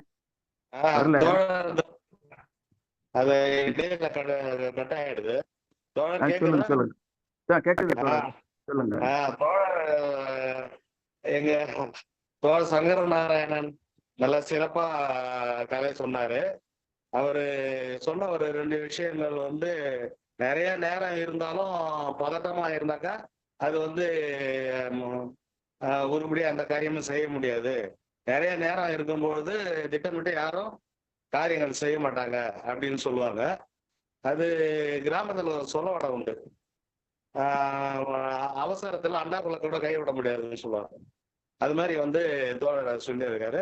அப்புறம் அந்த கனவுகளை பத்தி சொன்னாரு தோழர். கனவுகளுக்கும் இந்த பார்வை திறனுக்கும் சம்மந்தம் கிடையாது. கனவு வந்து மூளைக்கு சம்பந்தப்பட்டது. அதாவது ஊமையன் கண்ட கனவுன்னு சொல்லி இது சொல்லோட உண்டு கிராமத்துல. அது மாதிரி தோழர் வந்து அந்த இதை பத்தி நல்லா சொல்லியிருந்தாரு. இந்த 2 விஷயங்கள் வந்து எனக்கு ரொம்ப தோழர் சொன்னது ரொம்ப மனதை உலுக்கிய ஒரு நிகழ்ச்சியாக. தோழர் இப்ப ரொம்ப நல்லா விரிவா பேசுவாரு. கதைகளை நல்லா விரிவா சொல்லியிருந்தாரு. தோழருக்கு நன்றி. வணக்கம். நன்றி மிக்க மாவட்ட நன்றி. செயலாளர் தோழர். மிக்க நன்றி தோழமே. நிறைய கதை சொல்லுபவரே சொல்லிவிட்டார் என்று நினைக்கிறேன். அடுத்து பின்னோட்டு வழங்க யாராவது இருக்கீங்களா? வணக்கம் தோழர். செங்கல்பட்டு. சொல்லுங்க சொல்லுங்க. தோழர் அனைவருக்கும் வணக்கம். இன்னைக்கு கதை சொல்லியாக வந்த எங்களுடைய தோழர் சங்கர் நாராயணன் அவர்கள் எங்களுக்கு தெரியும் ரொம்ப சிறப்பாக எல்லாவற்றையும் சிறப்பாக செய்ய, சிறிய விஷயத்தை கூட சிறப்பாக செய்யக்கூடிய ஒரு ஆற்றலாளர். இன்றைக்கு இந்த கதை சொல்லுவாருன்னா இது அவர் கதை சொல்லி நான் கேட்டதில்லை. ஆனால் இன்றைக்கு அவர் கதை சொன்ன விதம் என்பது, அவர் ஒரு நாடக நடிகர் என்பதாலோ அல்லது தமிழ்நாடு கலை இலக்கிய பெருமன்றத்தில் வந்து ஒரு பெரிய ஆட்சி செய்து இவ்வளவு காலத்துக்கு இந்த சங்கத்துக்காக அவருடைய அனுபவத்தாலோ ரொம்ப அருமையான கதையை சொன்னார். அதே சமயத்தில் இன்றைக்கு அவர் சொன்ன காலம் வந்து ஹிரோஷிமா நாகசாகியினுடைய அந்த ஒப்பந்த தேதியும் அவர் சொல்கின்ற கதையும் அவருக்கு ஒத்து போனது ரொம்ப சிறப்பாக இருந்தது. அது மட்டும் இல்லாமல் அந்த கதையை சொல்லுகின்ற போது இந்த கதையினுடைய ஓட்டம் என்பது ஒரு வீட்டுக்கு வேலை நடக்கிறது. ஒரு அதாவது ஒரு 3 அங்குல ஆணி வாங்கணும். அதுதான் இந்த கதை. அதை வந்து வாங்கின்னு வர்றதுக்கு இந்த இளைய பாரதத்தில் இருக்கிற அந்த தலைமுறை என்ன செய்கிறது, இன்றைய தலைமுறை எப்படி இருக்கு? ஏன்னா இந்தியாவினுடைய தூண் என்று சொல்லப்படுகின்ற அந்த இளைய தலைமுறை ஒரு ஆணி வாங்குவதற்கு என்ன சிரமப்படுகிறது, எப்படியெல்லாம் தன்னுடைய நிலத்தை எப்படி பயன்படுத்துகிறார்கள் என்பதை அந்த ஆசிரியர் கீரா அவர்கள் அழகாக சொன்னதை மிக சிறப்பாக கேட்பவர்கள் பதிவனும் எங்களுடைய மாவட்ட செயலாளர் பொருளாளர் அவர் மிக சிறப்பாக சொன்னதும், அதுக்கு அடுத்து இந்த கருவண்டு என்ற ஒரு விஷயத்தை சொன்னாங்க. ஏறக்குறைய எனக்கு 71 வயதாகிறது. கருவண்டு வந்து நிறைய பேர் குடிசையில் வாழ்ந்தவன் தான். கருவண்டு தொலை போடும், கருவண்டு போவோம். ஆனா அந்த கருவண்டு அழிப்பதற்காகத்தான் நாங்கள் பாடுபடுவோம். ஆனா அந்த கருவண்டு என்பது ஒரு சந்தன போட்டு வைக்கிறது என்ற ஒரு சிறந்த உவமையை கீரா அவர்கள் சொன்னார்கள் என்பதை எங்களுடைய பொருளாளர் சொல்கின்ற போது எங்களுக்கு மிக சிறப்பாக இருந்தது. அப்படிப்பட்ட ஒரு கதையை ரொம்ப சிறப்பாக சொன்னாங்க.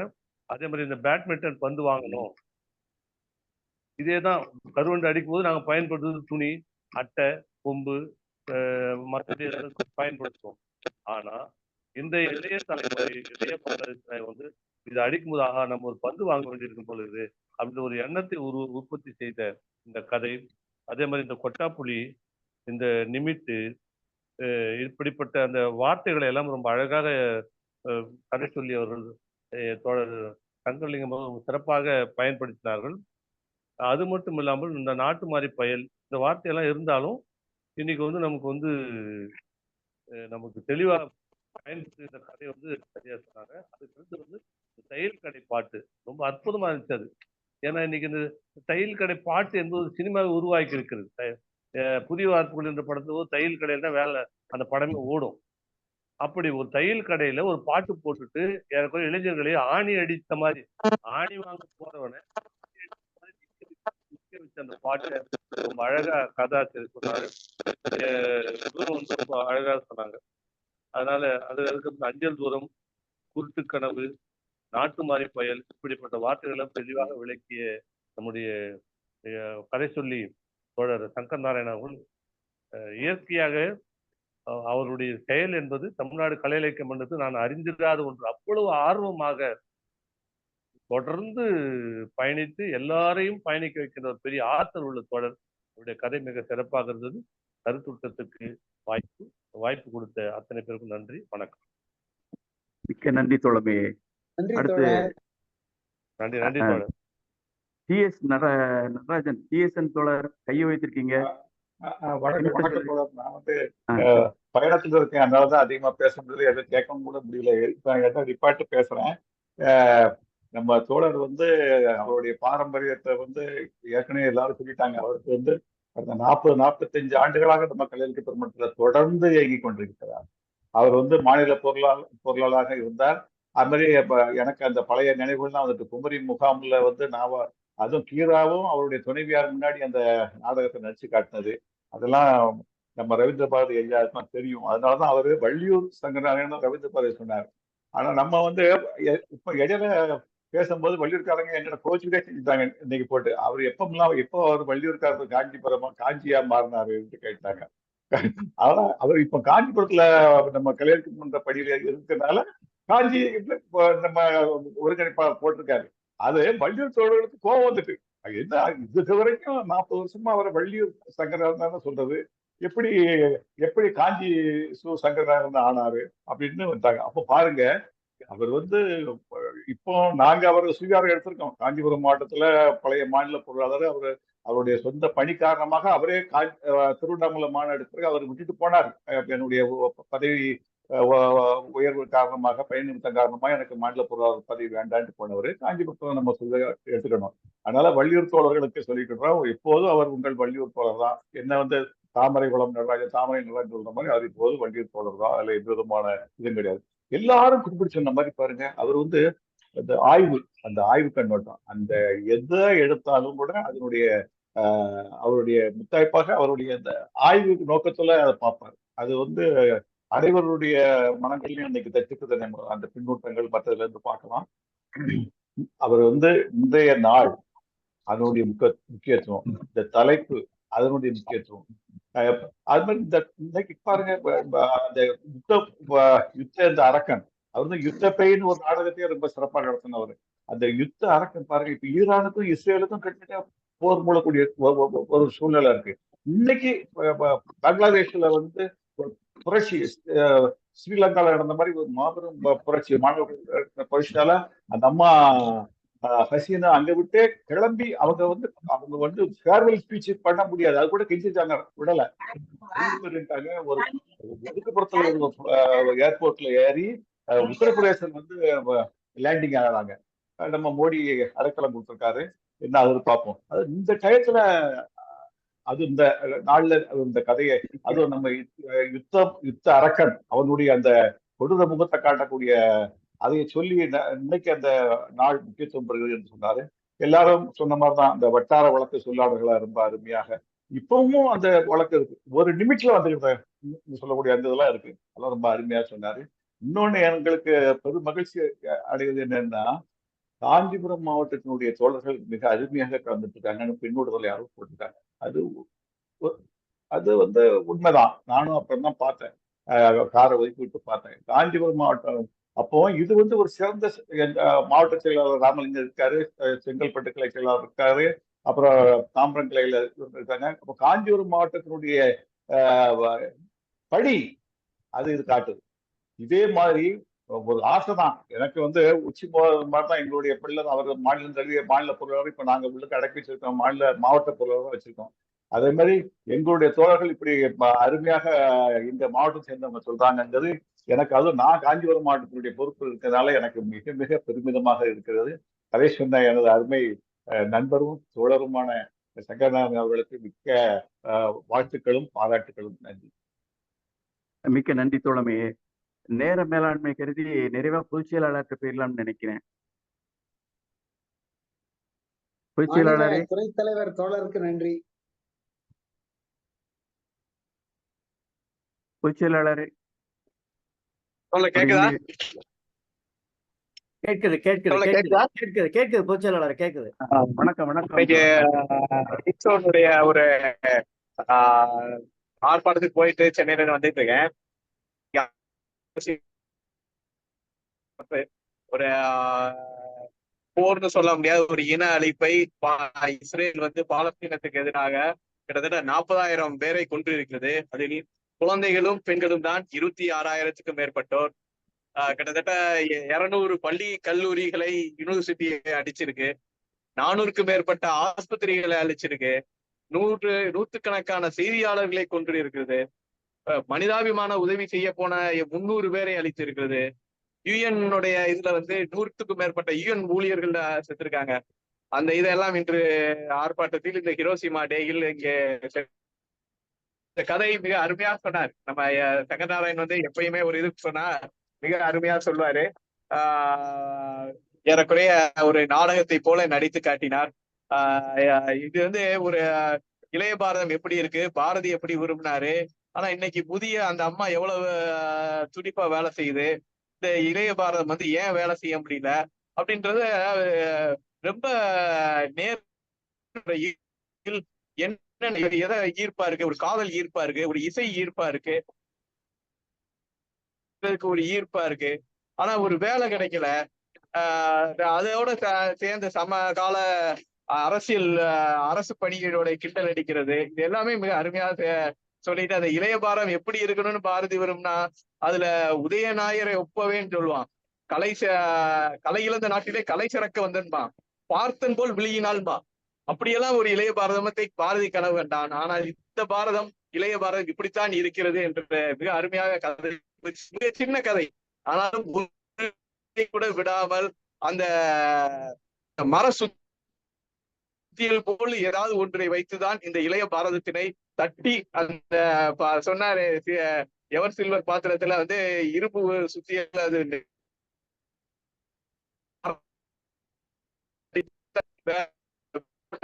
எடுத்துருவான்.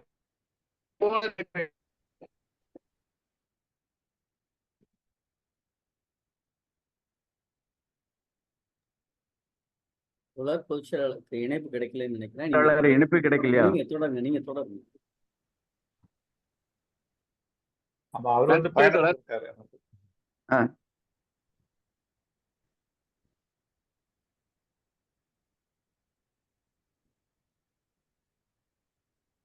சிவசுப்ரமணியன் தோழர் நீங்க தொடருங்க. பொதுச் செயலாளர் இடையில வந்து வரட்டும், கண்டிப்பா பண்ணுங்க, ஏன்னா மணியாச்சு.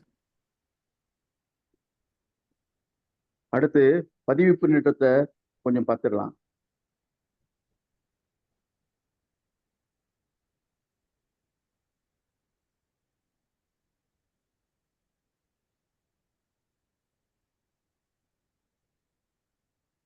அகிலன் தோழர் வந்து சொல்லியிருக்கார், நல்ல படத்தை நல்ல பாடல்களை திரும்ப திரும்ப பார்ப்பது கேட்பது போல கீரா கதையும் திரும்ப கேட்பது மகிழ்ச்சியாக உள்ளது. கலை இலக்கிய பேரவைக்கு நன்றி.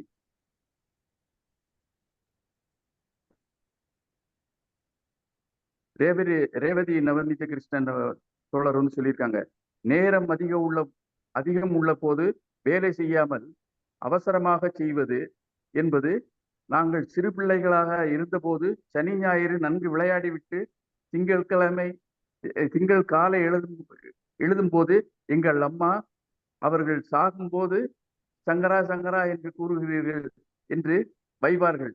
இன்று சங்கரநாராயணன் அவர்கள் பேரை கேட்டதும் அந்த நினைவு வந்து விட்டது. மிக்க நன்றி தோழமே.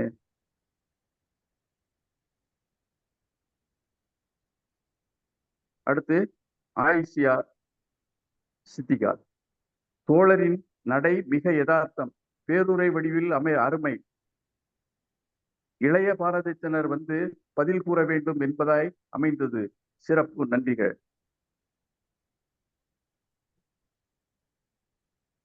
அடுத்து நவநீத கிருஷ்ணன் தோழர், கதை சொல்லி தோழர் அவர்கள் கீரா எழுதிய இளைய பாரதத்தினாய் கதை சொன்ன விதம் அருமை. நாடு முன்னேற இளைஞர்கள் இங்கு பங்கு அதிகம் வேண்டும். அதற்கு இப்போது உள்ள இளைய தலைமுறை அவ்வாறு இல்லையே என்ற ஆதங்கத்தை கீரா பதிவு செய்துள்ளார். கதையில் வரும் நாட்டுப்புற காட்சிகள் பெயர்கள் சிறப்பு. ஒரு ஆணி போதும் கதை முழுமை பெறுகிறது. நன்றி.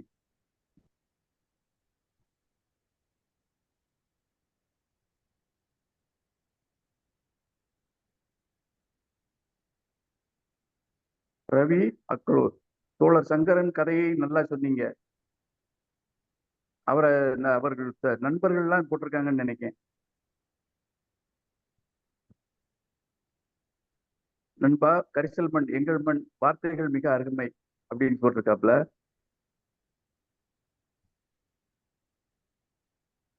செங்கை தமிழ்நாடு கலை இலக்கிய பெருமன்ற காஞ்சி மாவட்ட பொருளாளர் தோழர் சங்கரநாராயணன் தன் அருமையான நாடகத் தமிழில் தன் சிறந்த பேச்சால் கீராவின் கதையை மிக தெளிவாக சொன்னார். இளைய பாரதத்தின் கூட்டினை நிறைய தலைமுறைக்கு ஒரு சிறந்த பாடமாக இளைய பாரதத்தினாய் என்ற கதையை அறைகூவல் சிறப்பு. வாழ்த்துக்கள் தோழர் செங்கற்பட்டு தமிழ்நாடு கலை இலக்கிய பெருமன்றம் நெஞ்சார்ந்த வாழ்த்தை தெரிவித்துக் கொள்கிறது. வாழ்த்துக்கள் தோழர்.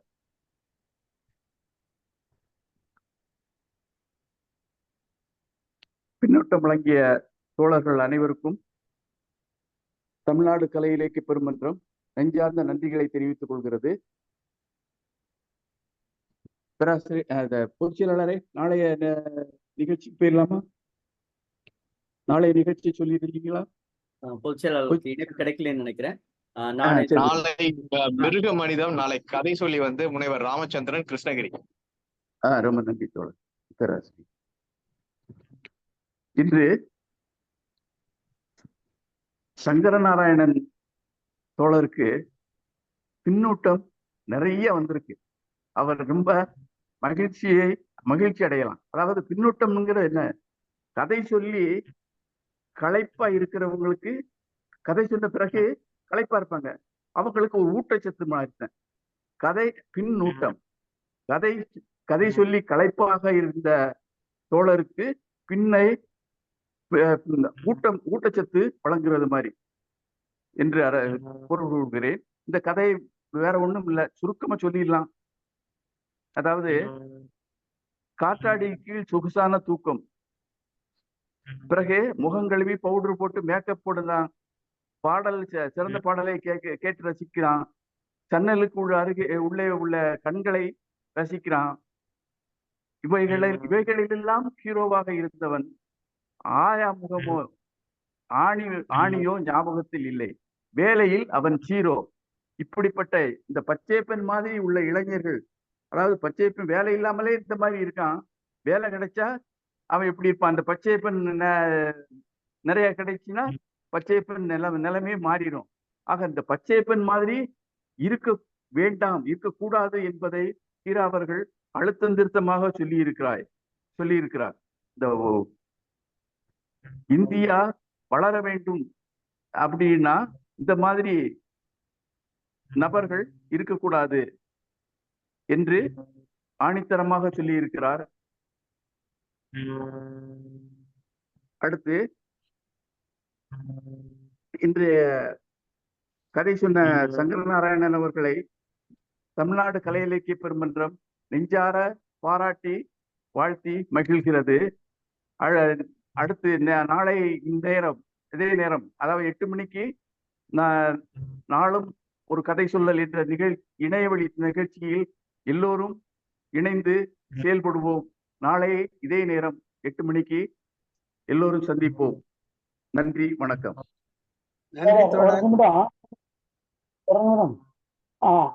வள்ளியூர் சங்கரநாராயணன் என்னோட ஊர் காஞ்சிபுரத்தில் இருக்காரு. அவருடைய எண் தர முடியுமா? நான் காஞ்சிபுரத்துக்காரன். என்ன தோழர், சரியா கேட்கல தோழர்? நீங்க காஞ்சிபுரத்துல இருக்கிறேன்னு சொன்னீங்கல்ல? நான் சென்னை ஊரப்பாக்கத்துல இருக்கேன். காஞ்சிபுரம் மாவட்டம் வருது அது? மாவட்டம் காஞ்சிபுரம். உங்க எண் கொஞ்சம் கொடுங்க. இப்ப சொல்லவா? சொல்லுங்க. 9500 8878 13. 9500 887813. ஆமா தோழர். நன்றி தோழர். நானே வேற ஒரு நிகழ்ச்சியில இருந்ததுனால உங்களது கடைசியில தான் வந்து நான் கேட்டேன். சரி தோழர், நன்றி தோழர். நன்றி.